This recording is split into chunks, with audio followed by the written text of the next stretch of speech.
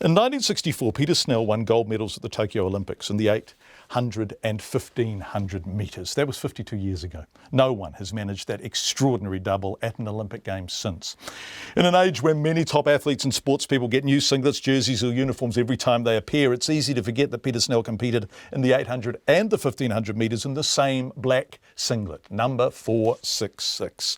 Today, with a rather mysterious provenance, only the seller seems to know how he or she got it, and they're not saying, it came up for auction in Auckland.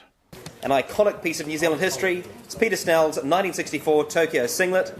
It's got his number there, 466 of course. It's certainly catched a bit of attention. This is the original one. You've got PG Snell labelled to the back there. We like that. I think we've got a few phone bids lined up. 112,500. Phone bidder. 115. 115. 17,500. $117,500. 117,500. That's the bid. 120. 120. 122,500. 122,500. 122,500. Sounds like a no. 122,500 for the first time. The second time, the third and final time at 122,500. Thank you. Yes, well done. So $122,000, which is a lot of money, none of which, as far as we're aware, is going to the athlete who made that black singlet so sought after and so valuable. Over the past few weeks, as news of the auction broke, Sir Peter himself has chuckled at estimates that it might sell for as much as $40,000 and wondered how on earth he parted with it in the first place. He has no memory of giving it away or of anything that happened to it really after the games themselves. So when it sold for that extraordinary figure, we called to ask him what he thought of $122,000, but he didn't know. All he'd heard was the pre-auction estimates, and he'd also heard earlier in the day from a prospective bidder. Interestingly, I had an email from Russell Coutts today, and I was amazed. Russell said, I'm going to try and buy your singlet. I thought, Russell must have a hell of a lot more money than I do. Well, Sir Peter, someone's just paid $122,000 for it, so maybe it was Russell Coutts. Oh, I can't believe that. So the person that lucked out in sort of finding this is the one that benefits handsomely from all this. Yeah. Of course, the guy whose singlet it was just gave it away for hopefully for a charity thing, and now this is what happened. So obviously, I didn't realize how valuable that might become. Yeah, that speaks volumes about you, though, and your humility, and why. I mean, there is some stuff money can't buy, right? And that's respect and decency, and that's your reputation, isn't it? Hopefully. Anyway, golly, this is sort of. It's sort of flattering in a way that someone would think that was worth that sort of money, and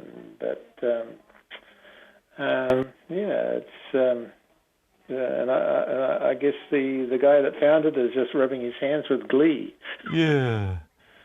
But how that singlet ended up where it was, I have no idea. Initially, I thought, I must have left it at home when I came over here to go to school, and then my wife, who was disposing of stuff, but she is adamant that it wasn't her. She said she sent my that overgrammar blazer off to Goodwill, and that was about it. And so what I think, there was always a lot of pressure to donate stuff for good causes, and that's probably what happened in this case. It's funny, isn't it? When you look at athletes now, everything is figure-hugging, designed to be aerodynamic and to not be wind-resistant in any way. And I mean, your singlet, bless it, your beautiful singlet that you won 2 medals at the same Olympic Games, 2 golds at the same Olympic Games in, is it looks like the sort of thing you do your shearing in on the farm. It's all floppy and sort of heavy. Oh, yeah, well, that's typical New Zealand. Yeah, well, but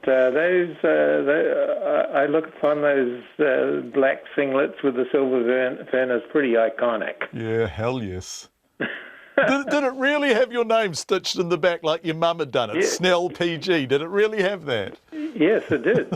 Yeah. I have a feeling that those labels may have come from the as part of the outfitting process. They knew what our sizes were, and we actually were given the labels. So I don't think Mum came up with it.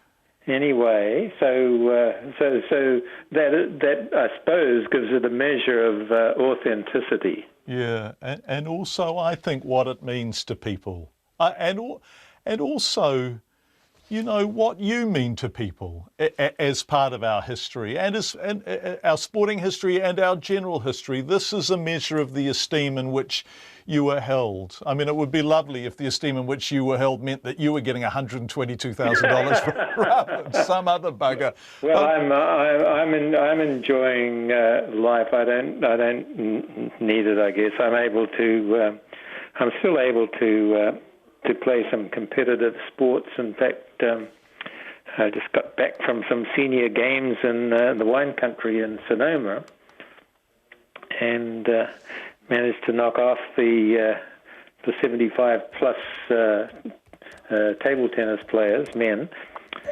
And then, mind you, when you get to 75-plus, there's not a lot of people in your age group. But table tennis is a good sport, and the Chinese around here in Dallas are pretty darn good. It's hard to prevail. I'm delighted to have the opportunity to tell you something. I interviewed John Carlos, who at 68, do you remember he did the black... I sure do. In fact, I met John Carlos not too many years ago, and he told us a wonderful story about his delinquent childhood, where he was fast enough to be able to, when he was running away after having stolen something, he would be able to make the bridge that over the canal. and sort of get away. But he was quite a character. Well, so he and Tommy Smith did the power salute, right? The black power salute on the podium, which was that's right, 68. That's right. Well, at the end of the interview, when I finished the interview with him, he said, "I need you to tell the people of New Zealand what a great man Peter Snell is," and he did. And so at the end of the interview, I said that on air. But he said, "You have to tell Peter Snell from me that he's one of the finest people I ever met in athletics," and so I'm honoured to be able to tell you that, and that's part of your reputation, I guess, which means your jersey's worth $122,000. It's lovely to be seen like that, isn't it? Well, yeah, it is. It is. I feel very, very good about it, and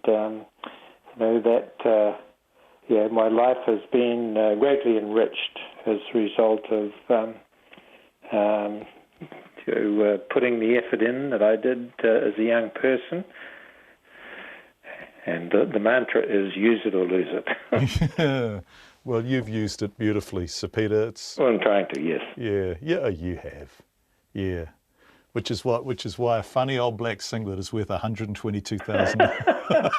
Right. Well, my wife's not going to believe this, but I'll pass this on to her, and we may see you all in New Zealand next year at the Senior Games playing table tennis. Well, we'd like that. Auckland is hosting it, I believe. We'd like that very much. Okay. Thank you so much. It's lovely to talk to you. And on behalf of everyone listening, thanks for everything. Yeah. Interesting news, shall I say. When we spoke to Sir Peter, we didn't yet know, no one yet knew that Te Papa had purchased it. Our colleague Mohammed called him back and he was delighted about that and is now thinking of giving his medals, not selling for $122,000, but giving his medals to Te Papa too.